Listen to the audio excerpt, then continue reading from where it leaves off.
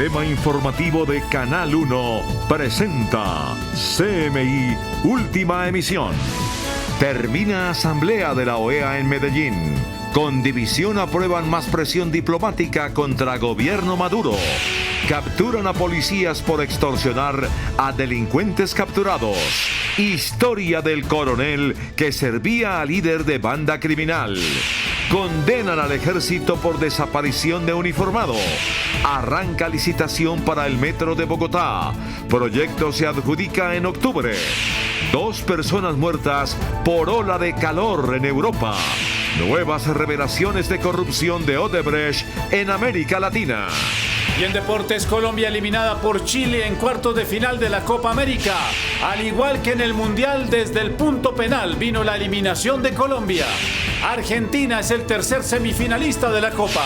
Uruguay y Perú definirán al rival de Chile. Cabal y Farah, campeones en el ATP 250 en Eastbourne, Inglaterra.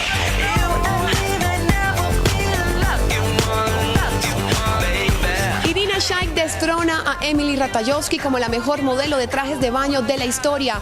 Les tengo los videos de sus mejores sesiones fotográficas en minutos cuando nos conectemos desde el primer museo gay. Un homenaje a Stonewall en Bogotá. No me fallen, tenemos una cita.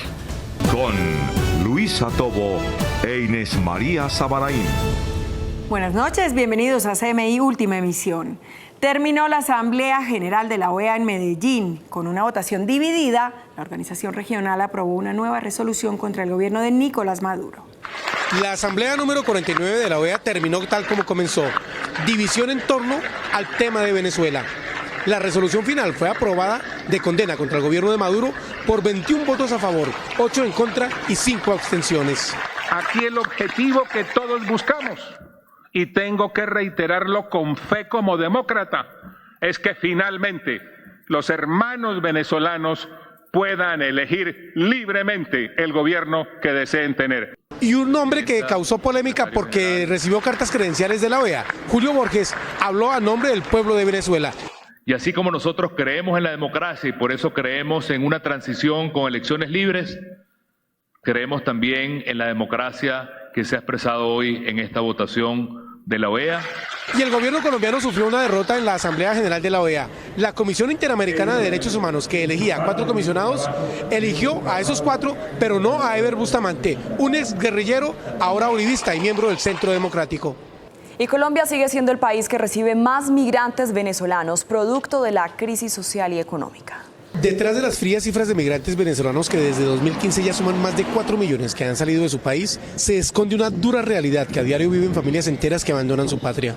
Los países que mayor número de venezolanos han recibido, según el informe de la OEA revelado en la Asamblea número 49 de este organismo multilateral, son Colombia, 1.300.000, Perú, 850.000, Chile, 290.000, Ecuador, 265.000, Brasil, 170.000, Argentina, 130.000, Panamá, 100.000.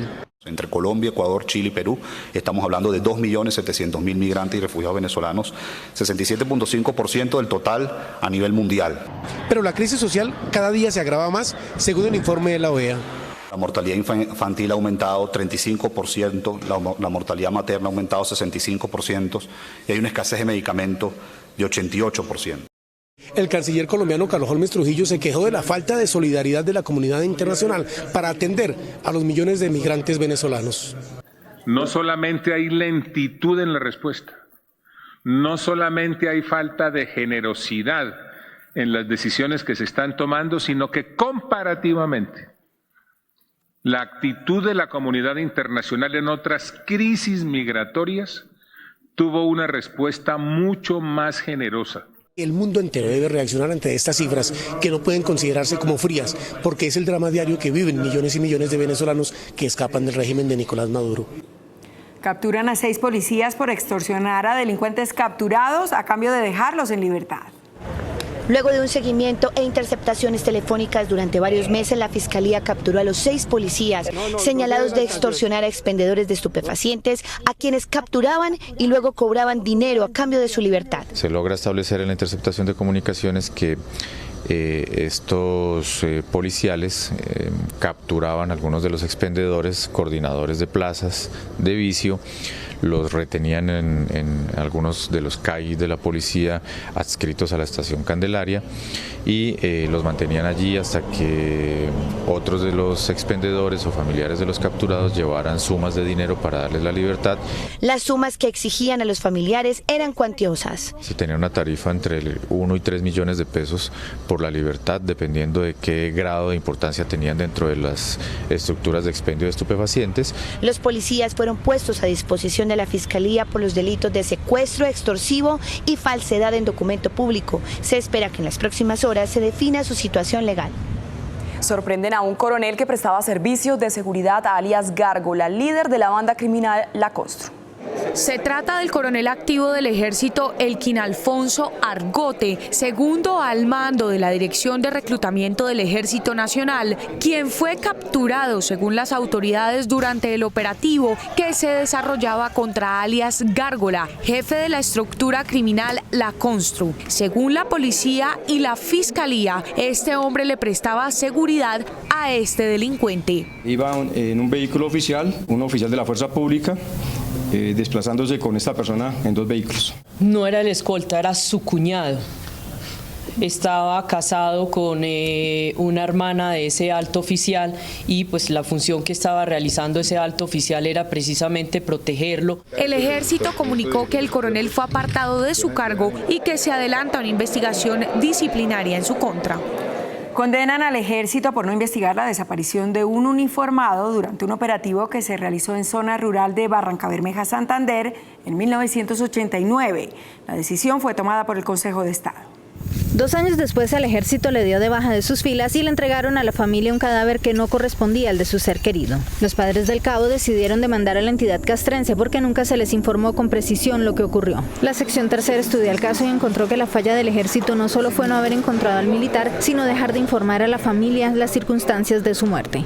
La afectación sufrida por los familiares ante la incertidumbre y desinterés del ejército por esclarecer el paradero de un miembro de esa institución deriva en la violación del derecho a la verdad. El alto tribunal ordenó al ejército realizar las investigaciones necesarias para establecer qué pasó con el cabo primero. Además, ordenó que el nombre del uniformado sea incluido en el Registro Nacional de Desaparecidos. Bogotá abrió la licitación internacional para la construcción del metro elevado en la capital. En octubre se conocerá la firma ganadora. 6 consorcios internacionales están en la puja para construir y operar la primera línea del metro de Bogotá. Aquí terminan los discursos sobre el metro y empieza la realidad. Hoy, Bogotá asegura su metro. Hoy se entregaron los pliegos de la licitación por 12.9 billones de pesos. En septiembre se presentarán las ofertas económicas y en octubre se conocerá el ganador del contrato. ¿Qué tendrá que hacer el consorcio ganador? Hacer los diseños de detalle a partir del paquete de información con los diseños de ingeniería básica avanzada que le entregamos.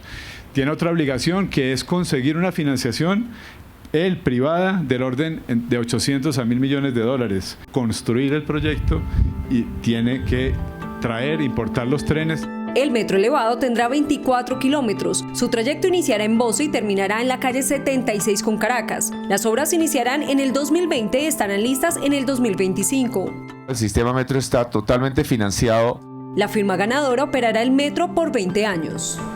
Transit se convirtió en el tercer operador del SITP que entra en liquidación. La empresa acumula pérdidas por más de 300.000 millones de pesos. El distrito dice que el servicio en Usme no se verá afectado.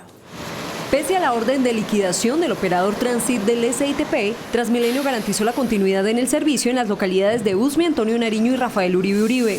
Las rutas se verán atendidas de manera gradual por los otros concesionarios del SITP. Para los cerca de 1.000 empleados de este operador que cesarán sus actividades a partir de mañana, se habilitarán unas ferias de empleo. Que empezarán a operar desde mañana en el CDC de Usme. Transit, que acumula pérdidas millonarias, fue el único operador que no firmó el salvavidas con el distrito. Las deudas totales de la compañía hoy en día ascienden a un poco más de 300.000 millones de pesos. Transmilenio se comprometió a asumir las rentas no canceladas a 290 propietarios de buses de este operador. La Mesa Técnica de Seguimiento a Hidroituango analizará 3 informes sobre la situación de la hidroeléctrica para definir el futuro del proyecto. En la segunda sesión de la Mesa Técnica de Seguimiento a la Situación de Hidroituango, se acordó que se presentará un informe sobre la situación de la obra y de la montaña, teniendo en cuenta varios reportes ya elaborados sobre el proyecto. Para poder seleccionar de manera objetiva cuál va a ser el insumo con el cual se va a trabajar la orden del juez. La mesa tiene un plazo de 60 días para entregar el reporte pormenorizado sobre la obra para establecer si es viable. Hoy las entidades públicas responsables de participar en esta mesa nos han informado de que dentro del plazo del juez es prácticamente desde el punto de vista técnico imposible hacer un nuevo estudio en este plazo. Los afectados por el proyecto cuestionaron la inclusión de un informe de EPM sobre la represa. La información de EPM no nos genera confianza, no solo en este espacio, sino en todos los espacios. La mesa se reunirá el próximo viernes para continuar con el estudio del futuro de Hidroituango. El presidente Donald Trump sigue protagonizando la cumbre del G20 que se celebra en Japón. El mandatario le ofreció al líder coreano Kim Jong-un reunirse el fin de semana.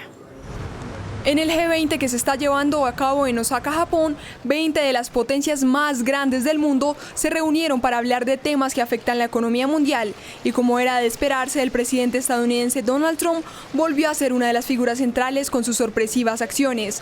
Durante su reunión bilateral con el presidente ruso Vladimir Putin, abordaron temas coyunturales como el desarme nuclear y las recientes tensiones que viven con Irán, además de la crisis que atraviesa Venezuela. Al finalizar la reunión, en un gesto de broma, Trump le pidió irónicamente a Putin que no se entrometiera en las elecciones de 2020.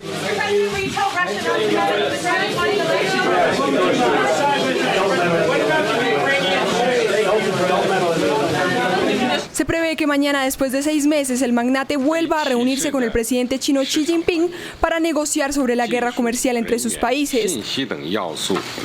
Otra de las acciones de Trump que dio de qué hablar fue el gesto de orden que le hizo el presidente español Pedro Sánchez para que ocupara su asiento. Tan solo 6 segundos tardó la demolición del puente de Génova que se fracturó en agosto del año pasado, causando 43 muertes. Este es el momento exacto de la espectacular demolición de los 2 pilares de la estructura que permanecían de pie tras la tragedia.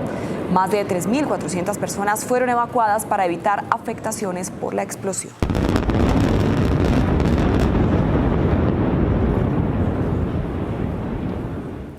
Dos muertes en España por la ola de calor en Europa, que ya supera los 40 grados de temperatura.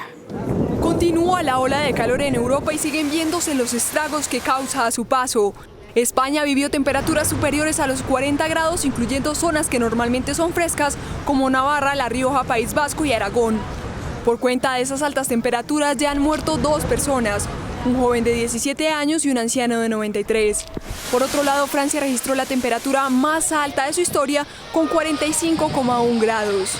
Ante un fin de semana en el que se espera un aumento del termómetro, con aviso naranja y las temperaturas más elevadas del año hasta el momento, las autoridades le piden a los ciudadanos extremar las medidas de precaución, evitando la exposición continuada al sol en las horas centrales del día y manteniendo una hidratación continua con agua.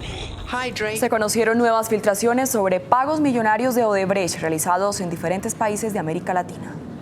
Miles de documentos filtrados del Departamento de Sobornos de Odebrecht revelaron pagos millonarios que la constructora brasileña realizó en toda América Latina para quedarse con gigantescas obras públicas que hasta ahora no habían sido incluidas en ninguna investigación judicial. Al menos eso indican los más de 13.000 documentos que exponen sobornos inéditos que salpican a destacadas figuras y enormes proyectos en Argentina, Ecuador, Guatemala, México, Panamá, Perú, República Dominicana y Venezuela, y que no aparecen mencionados en ninguna causa en trámite en estas naciones. Esta pesquisa, desarrollada por el Consorcio Internacional de Periodistas de Investigación, tuvo que decodificar por cerca de 3 meses el sistema encriptado de Odebrecht que era utilizado para ocultar sobornos, y contó con el apoyo de al menos 50 comunicadores en 10 distintos países para recopilar esta información.